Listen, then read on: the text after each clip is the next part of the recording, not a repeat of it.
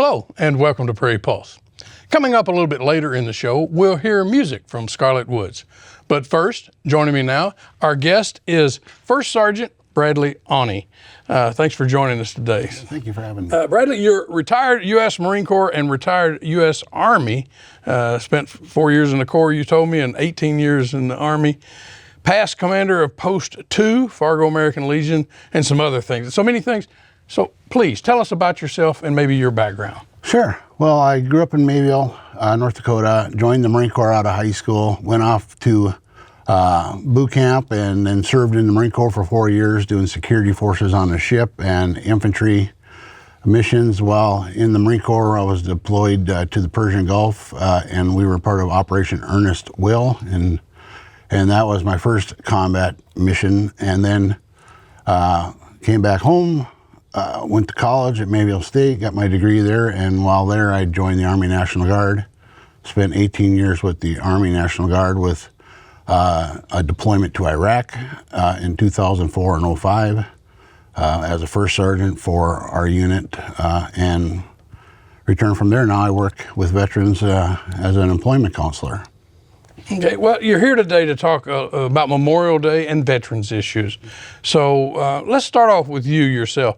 Talk about some of those various deployments you had in some of those years of service. And of course, sure, you're wearing a number of medals there. Sure. Well, I was in '87, we were deployed to Operation Earnest Will while in the Marine Corps, and that was escorting oil tankers in and out of the Straits of Hormuz. And so it was kind of a little known operation, but you know, at that time it was a pretty big deal. The USS Stark was attacked in the Persian Gulf back then, and we were supported that.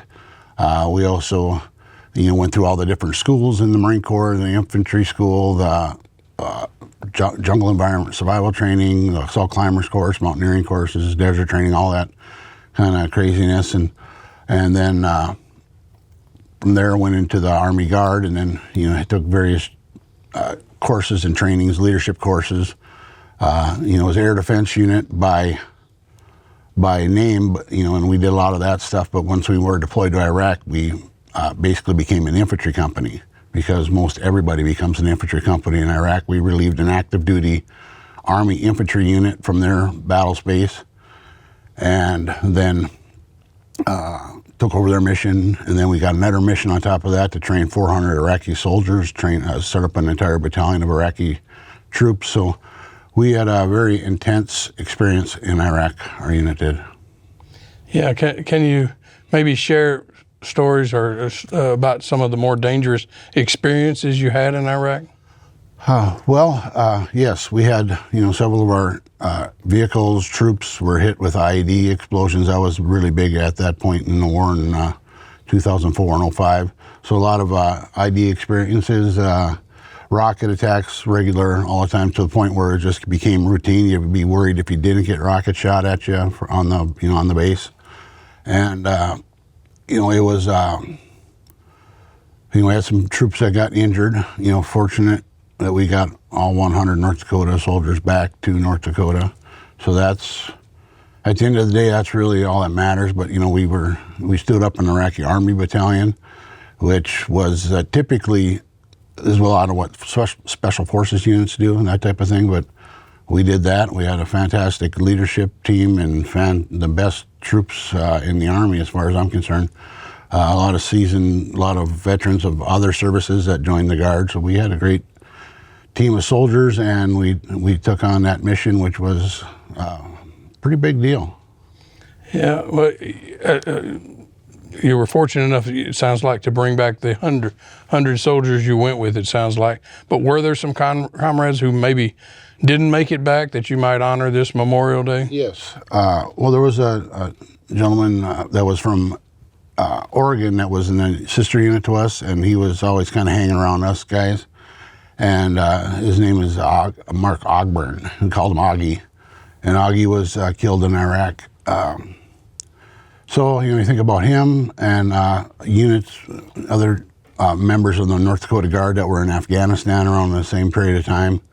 That soldiers that I trained and worked with and used to be in my platoon that went to Afghanistan with the other North Dakota unit were killed over there in Afghanistan.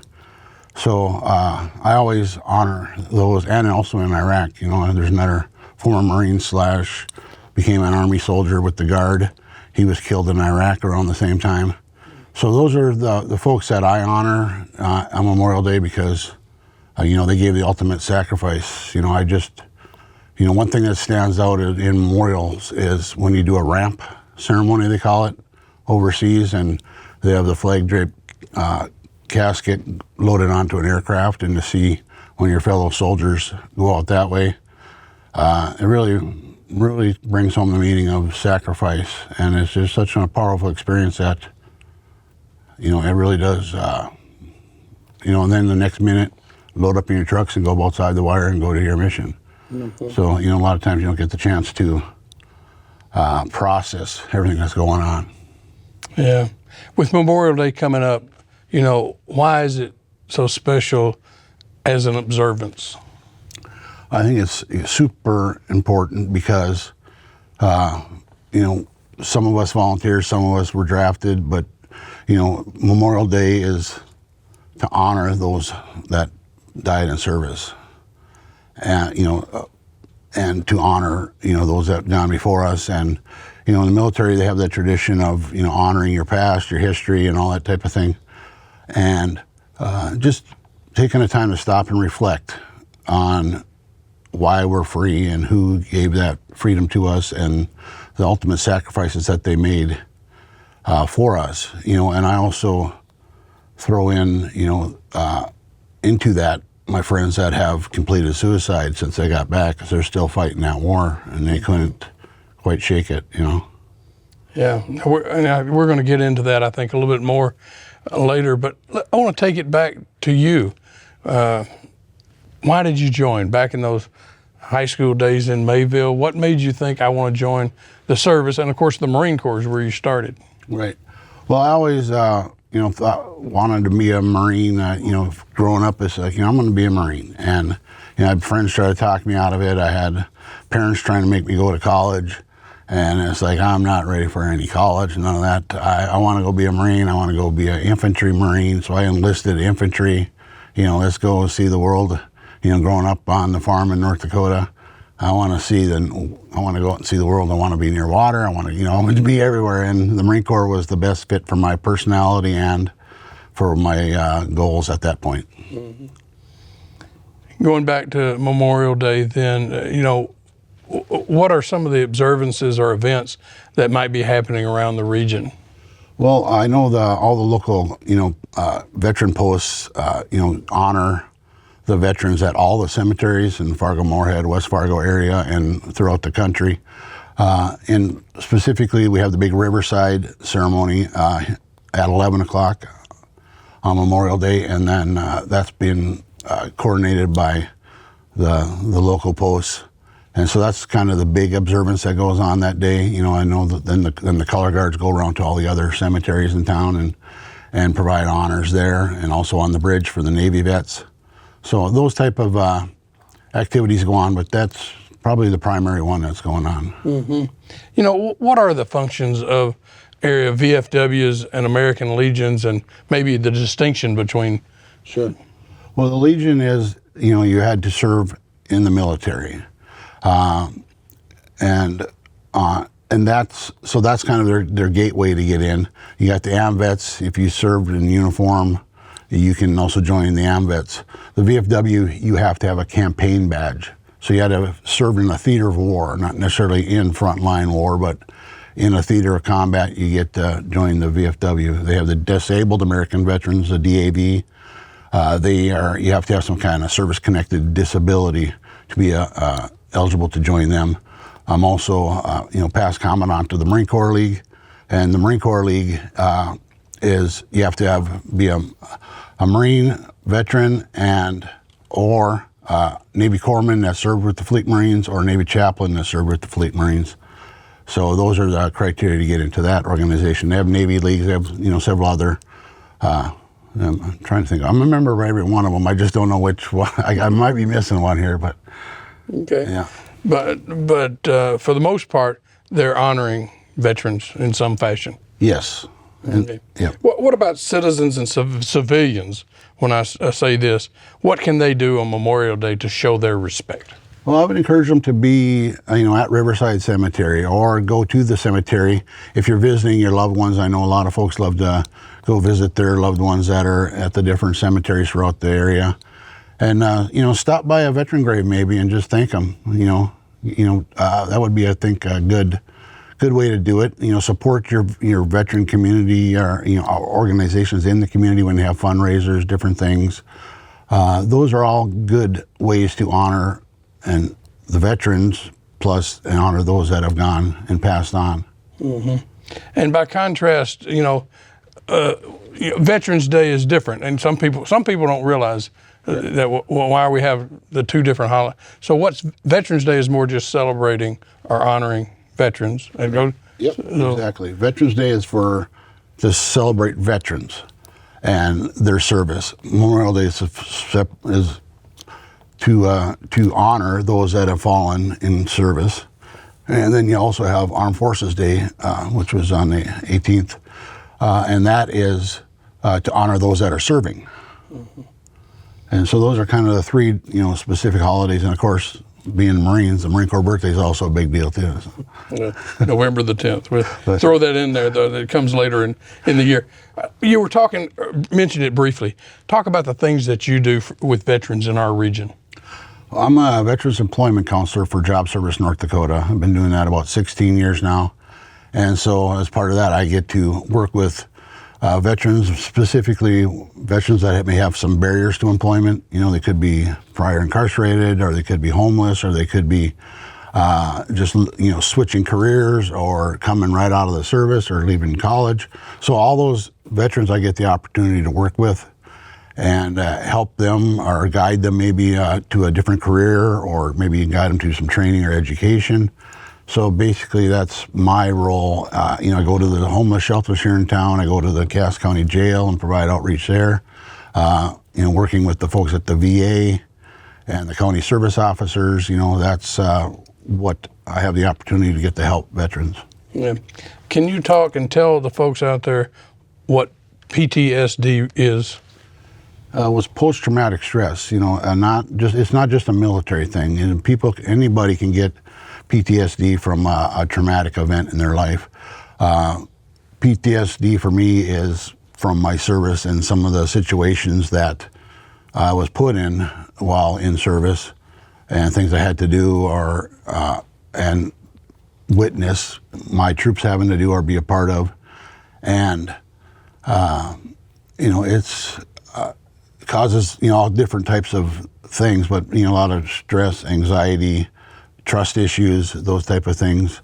And 12 years ago, I went through PTSD treatment at the VA myself, and I'm still involved as a peer mentor, volunteer, and meeting with veterans, over a coffee. And, if they're, and talking to them, they might get a referral from the VA saying this vet's thinking about treatment, but really doesn't want to do it. And so I'll meet with them and try to encourage them to just give it a chance. Yeah. What are the programs or services trying to deal with the mental health issues that veterans have? Well, we have, the VA's got, their mental health clinics, mental health providers up there. The Vet Center is also in town here. There's some private, counseling services that can help a veteran with that. There's online resources, but, your best bet would be to talk to someone at the VA or at the Vet Center to get kind of started on your path. If you believe or may have PTSD, or a loved one that has it, those folks can also reach out to that. Can you talk a little bit about the suicide rate among veterans and why it's so high? Well, they talk about 22 a day is kind of the number that's used, and it kind of fluctuates. I don't know, but one a day is too many. But it's just, sometimes folks come back from deployments or service, and they don't deal with their PTSD or don't recognize that they even have it, and they maybe self-medicate with drugs or alcohol and anger issues and this and that go on, and kind of destroys their relationships, and it leads them down the path where they feel that the only way out is to kill themselves. Mm-hmm. And so what is your advice to a veteran if he or she has these mental health issues or suicide thoughts? Yeah. I would encourage them to talk to anybody, another friend, vet that they trust, or anybody that they trust in their life. Talk to them, but reach out to the VA, reach out to the vet center, reach out to your county veteran service officer. Those are all folks. I've had people come to my desk and start talking to them, at job service, and I'm like, maybe we should get you connected to someone up at the VA. So anybody that just talk to somebody. Don't just hold all this in. I assume, and maybe I shouldn't assume, mental health issues are why many veterans end up homeless. But how do we allow our veterans to end up homeless, and what can we do about it? Typically it's either some type of mental health issue, drugs, alcohol, something, their life spirals out of control, their relationships break up, they maybe get busted and become, get a criminal record. So it all it's a path, they don't come homeless overnight. Usually it's, they came out of the service, may have an honorable discharge, they had all these plans, and then somewhere along the line they didn't address something they needed to address mentally or addiction-wise, and they end up homeless. There's plenty of opportunities and resources for a homeless veteran in this community, more so than a civilian. And go down, they have the CRRC, center downtown here. Stop in there, stop in at the VA, and there will be people that will help you if you're a homeless vet. Just reach out to somebody. I may ask, you said, I think 12 years ago you dealt with this. Yeah. How did you identify that you had to step up and deal with it? I just knew that, it was causing a lot of anxiety, stress in my life, my relationship, and I knew there's something going on, and I got a degree in psychology and I didn't quite figure it out myself. So, type of thing. So you don't always recognize it, but people around you, people I trust, they're like, maybe you should go talk to somebody. And I did. And that led me down the path where I have a lot more peace in my life because I can talk like this. I wouldn't ever be able to do that back then, talk about PTSD, suicide, this type of thing. Is there anything maybe you want people to know that about the service or the armed forces that they don't know? Or well, that all these folks come from all over the country, all different shapes and sizes, walks of life, and they're all doing it for whatever reason. Some are doing it for patriotism, some are doing it because it's a family thing, some are doing it because maybe they want to get some school money. But at the end of the day, once you're in and you serve, and they do it. It's a camaraderie, a brotherhood, a sisterhood. We all need to be there together, and it's a great experience. Finally, Bradley, here, if people want more information, where would you tell them to go? Anything veteran related, go to your county veteran service officer, and whatever county you're in, go talk to the county veteran service officer, ask them about your benefits. A lot of people have no idea what kind of benefits are available to them. Go talk to them about benefits, any kind of experiences that way, veteran-wise. Go to the county service officer. That's a great gateway to get into. Okay. Well, thank you so much, and thank you for your service. Thank you. Freedom's not free. That's right. Stay tuned for more.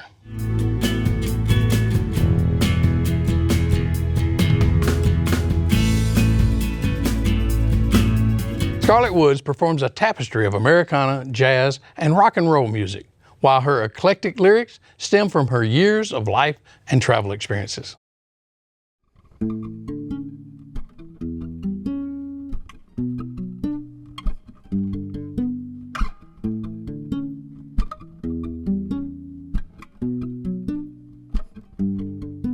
Tall tales, dark roads, the way is never what it seems. A blind man walks alive, choosing steps he'll never see. Higher tides rolling in, a tree is worth more dead than alive. A digital world of lies, praising greed as the bottom line.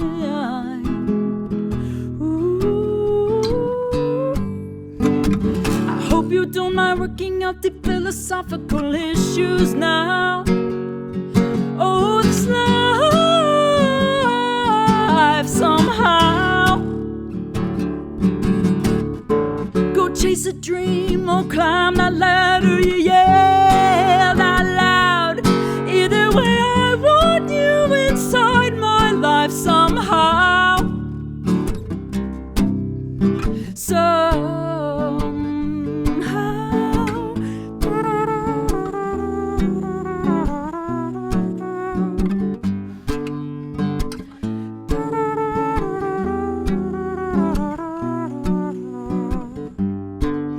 Time runs in old shoes, laces break and you learn to make do.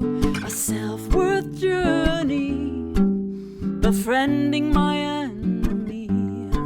Lonesome make-believe, holding hands, not a blue-lit screen. Breathing every chance that reminds you of what's real. Ooh, I hope you don't mind working out the philosophical issues now. Oh, this life somehow. Go chase a dream or climb that ladder, you yell out loud. Either way, I want you inside my life somehow. Ooh, oh. I hope you don't mind working out the philosophical issues now. Oh, this life somehow. Oh, chase a dream, climb that ladder, you yelled out loud. Either way, I want you inside my life somehow.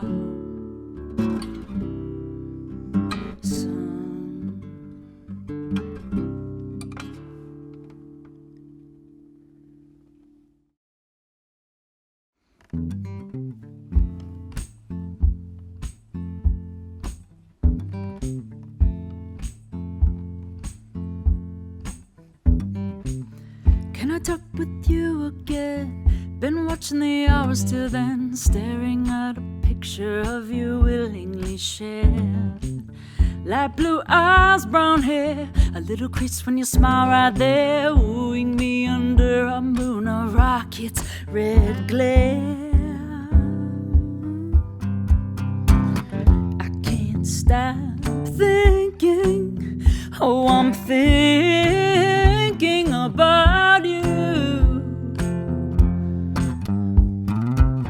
I can't stop thinking, oh, I'm thinking about you.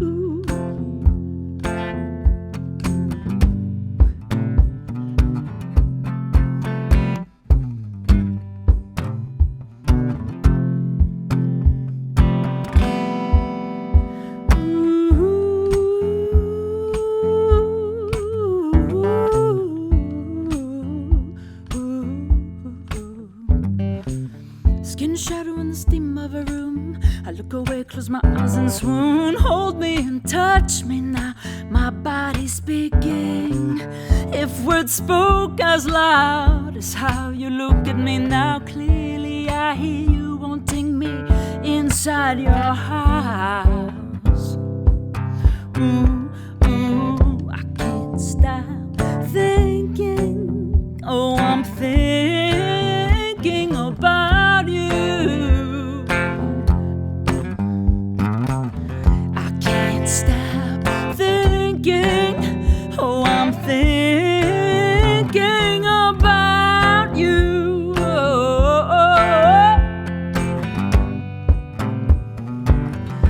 Could be more, could we be something more?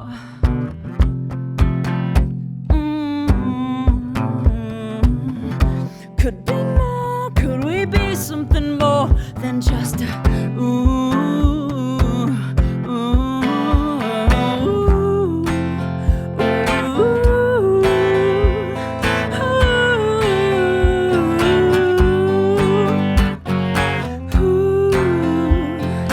ooh.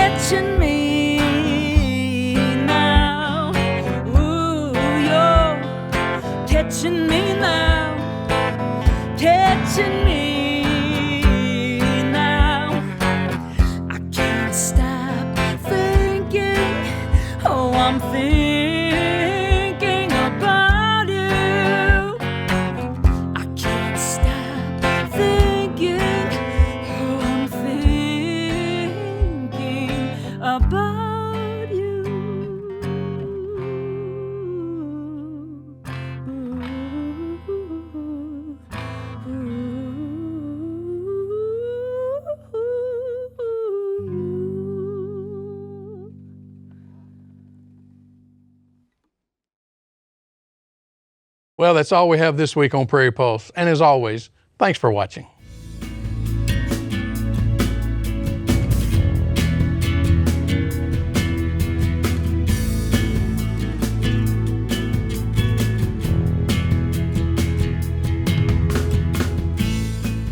Funded by the Minnesota Arts and Cultural Heritage Fund with money from the vote of the people of Minnesota on November 4th, 2008.